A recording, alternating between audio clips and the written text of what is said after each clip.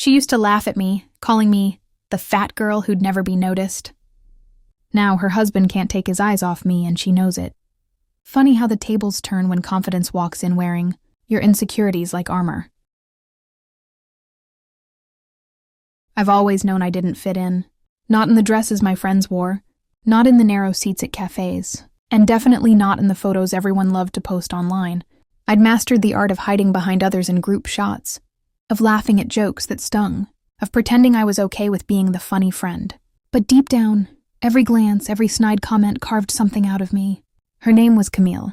Tall, flawless skin, toned arms that seemed sculpted, just to remind the rest of us we weren't trying hard enough. She was the kind of woman who made rooms tilt toward her the moment she walked in, and she knew it.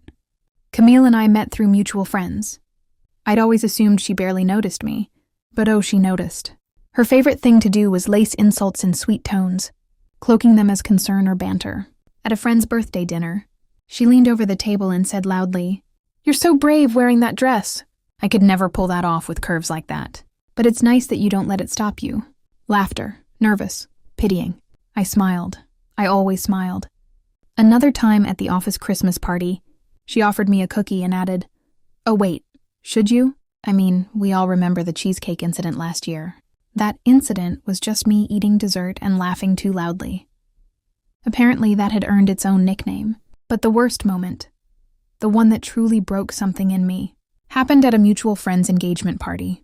I had taken extra care that night, curled my hair, worn a deep green dress I'd bought months ago, but never had the courage to wear. It hugged me in the right places, or so I thought. I caught a glimpse of myself in the mirror before leaving and, for once, felt pretty. Not stunning, not unforgettable, but presentable, maybe even confident. Then I arrived. Camille spotted me across the room, her red lipstick curling into that all-too-familiar smile.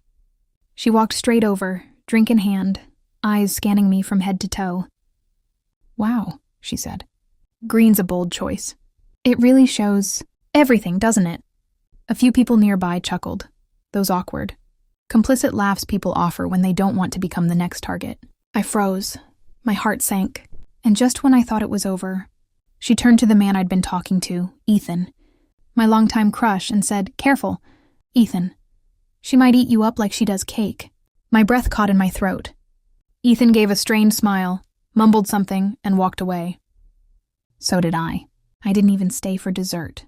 That night I sat on my bathroom floor, mascara smudged and that green dress pulled around me like a joke I didn't get. The worst part wasn't what she said.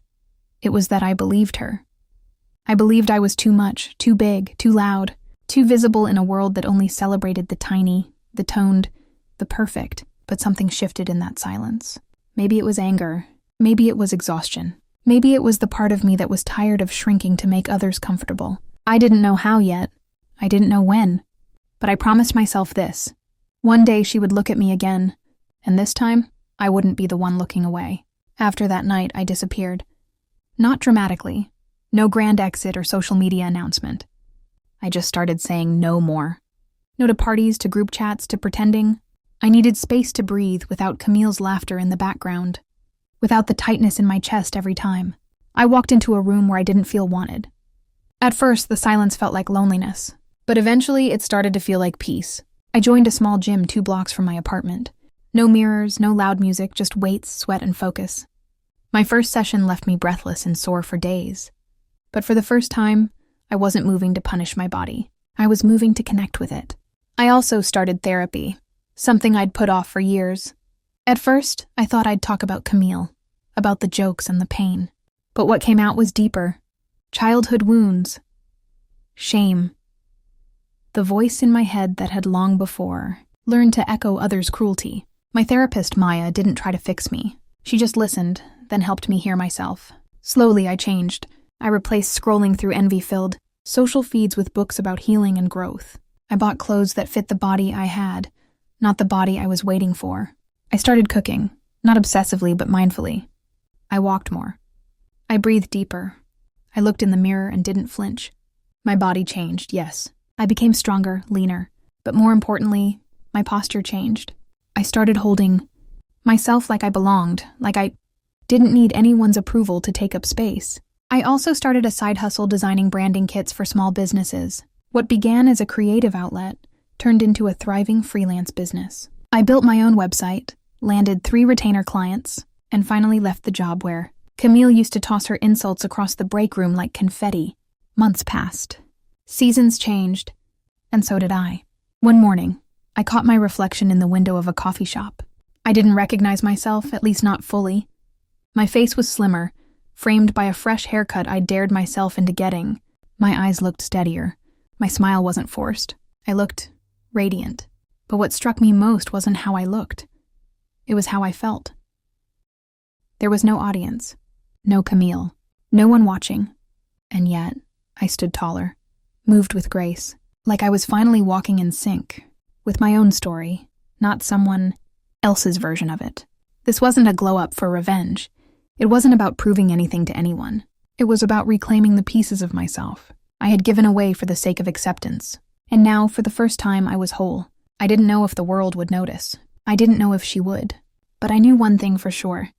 The next time someone tried to shrink me with their words, I'd have too much power to even feel it. It had been 11 months since the night I disappeared from their world. I hadn't planned to go back, not really.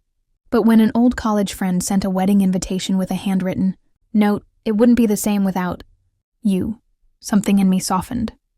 This time I wasn't walking in hoping to be seen. I was walking in knowing exactly who I was. I wore a silky navy jumpsuit that hugged my waist and flared just right at the legs. My hair was swept into a loose bun, gold hoops catching the light every time I turned my head. My makeup was simple, just enough to highlight what I no longer tried to hide. I didn't look perfect. I looked like me.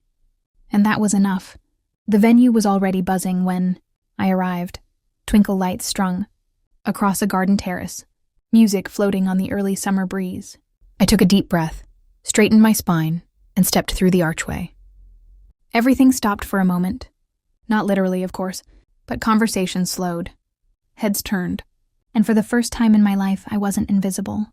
I caught sight of familiar faces, old friends, who did double takes before smiling wide.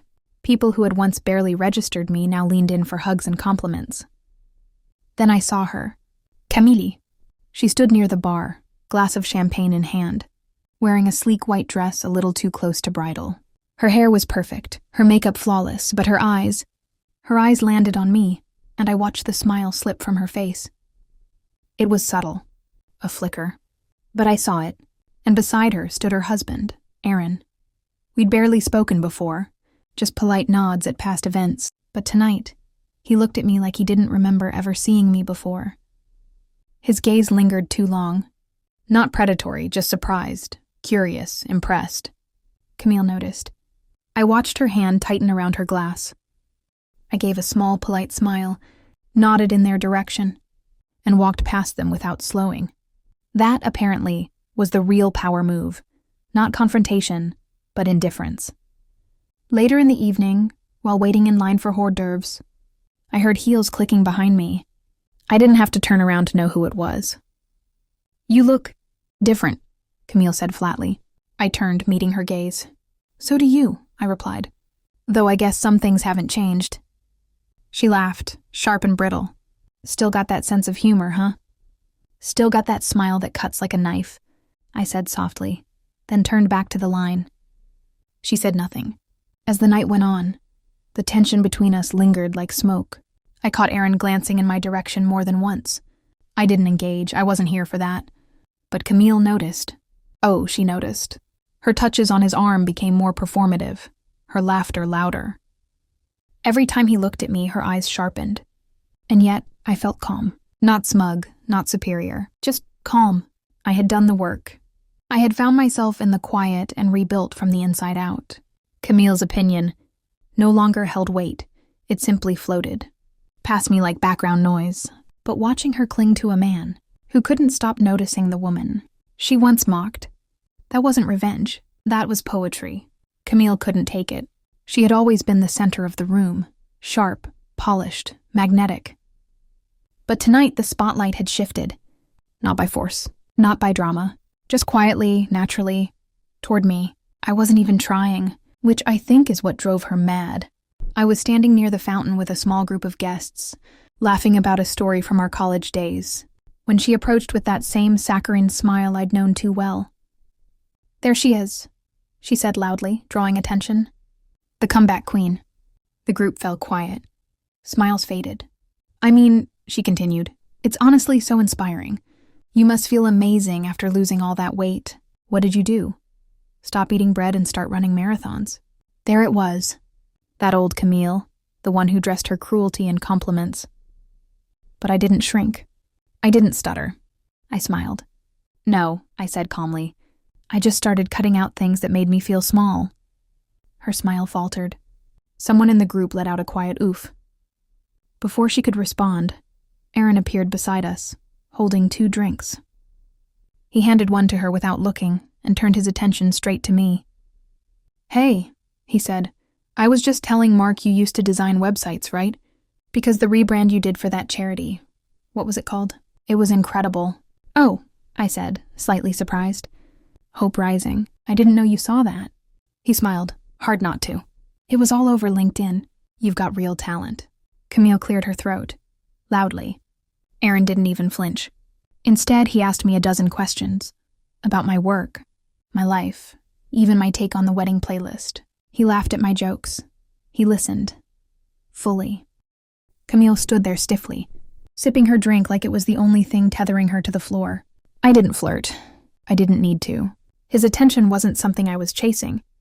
It was something he offered freely, and that I knew only made her angrier. As the night wore on, people noticed. They noticed how Camille's sharp edges seemed to dull in my presence. How Aaron seemed more animated talking to me than he had all evening with his own wife. Whispers started. Tiny conversations just outside of earshot. "Isn't that the girl Camille used to mock? She looks incredible now. So confident. I heard she started her own business. I didn't revel in it. I didn't need to. But I also didn't run from it. At one point, as I walked past the bar to grab a glass of water, Camille stepped in front of me, blocking my path. "You think you've won, don't you?" she hissed, voice low but venomous. I looked at her, unblinking. "There was never a competition," I said simply. "You were just playing a game I stopped showing up for." Then I walked past her, head high, heart calm. The game had changed. And this time, I was the one holding all the power, without ever needing to play dirty. The party was winding down. Fairy lights dimmed slightly. Soft jazz replaced the earlier dance tracks, and most guests had drifted to the terrace or the bar. I was gathering my things, ready to leave with my head held high, when Camille appeared behind me. "Can we talk?" she asked, voice clipped but trembling beneath the surface. I turned, nodded once, and followed her out to a quiet corridor just off the ballroom. The sounds of laughter and clinking glasses faded, replaced by a tense silence that stretched between, as like a rubber band pulled too tight. She folded her arms across her chest as if bracing herself. "I see what you're doing." I raised an eyebrow. "And what's that?" she scoffed.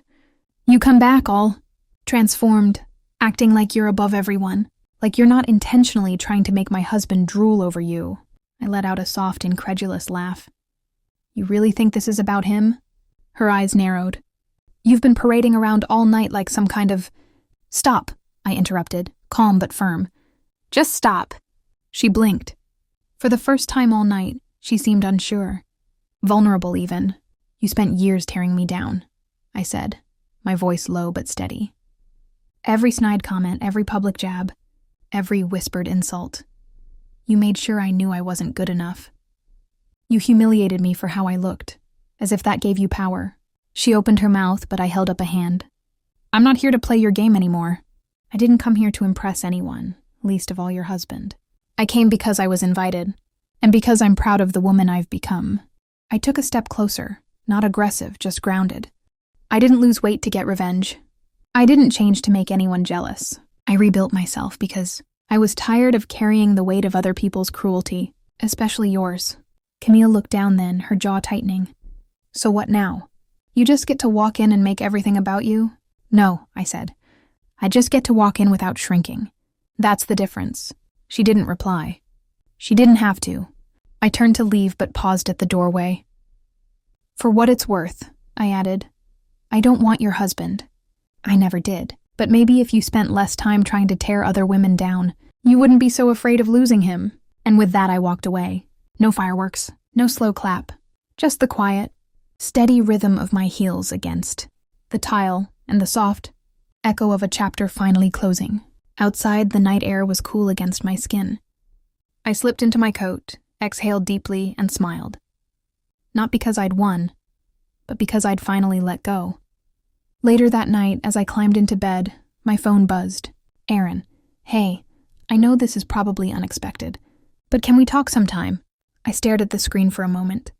Then I locked it, set the phone down, and closed my eyes with peace in my chest. Maybe I'd answer. Maybe I wouldn't. But either way, this time it would be my choice.